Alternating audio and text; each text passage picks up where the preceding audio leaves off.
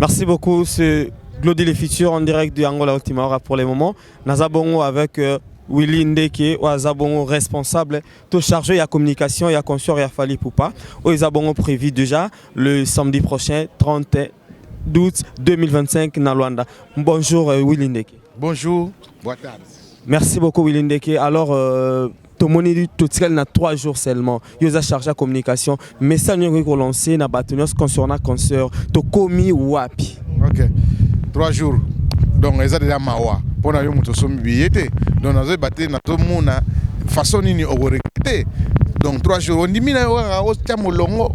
Hein, on l'a dit bien battu au molongo. Les deux ça. Dernier jour, on a comme dans 15 heures. Donc, tu peux se botter. Donc, lobby déjà, j'ai dit.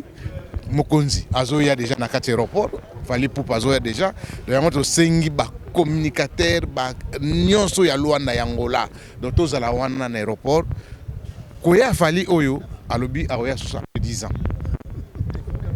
donc après 10 ans oya wana pena na fongola yo que après 10 ans obetaka sous Angola donc eza occasion yango alinga kite to zala na Bahia beaucoup na elinga zala akombe yango bati yango na terrain bo mutu no saza na souffle azana occasion ya komona yo mutu somi billet badadi sasa bashise bosisi bosi moko délégation ezo déjà boya déjà bana Luanda boya to sepela elongo donc ngana bino na ultima hora to zanga kate to zanga bino toujours elongo donc boya vraiment na ebige sango na zo panza na ebige place bozali bokoyoka ngai donc tukaka na 3 jours ndenge monsieur les journalistes auto loba 3 jours otikali soma yewana tozala na mulongo te lobi déjà parti à 6 heures bravo kanga bisaka na ultima hora yo na yebike ba côté kuna obuka na kate donc yako zo ba flash na ndon wana ba moto na wana zaka na wana yaka déjà 6 heures donc bana Luanda lobi eza férié donc journée morte.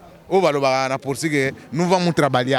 Nous allons recevoir nos artistes internationaux, Fali Poupa, un artiste, un américain nous perdu dans la RDC, donc le Congo démocratique. On est bien au Bolobakabongo. Donc musicien oyo azarane congolais mais azaraka américain a bunga na RDC. Donc lobby déjà bos ki mambango bozada na kati aéroport. O ba là na aéroport, boke no la na kati aéroport. Puisque na yebike lobby ezamabe. Donc voilà quoi. Merci beaucoup Willy Ndeke, c'était bien le Goal des Futurs face à Willy Ndeke, le chargé de la communication. On continue.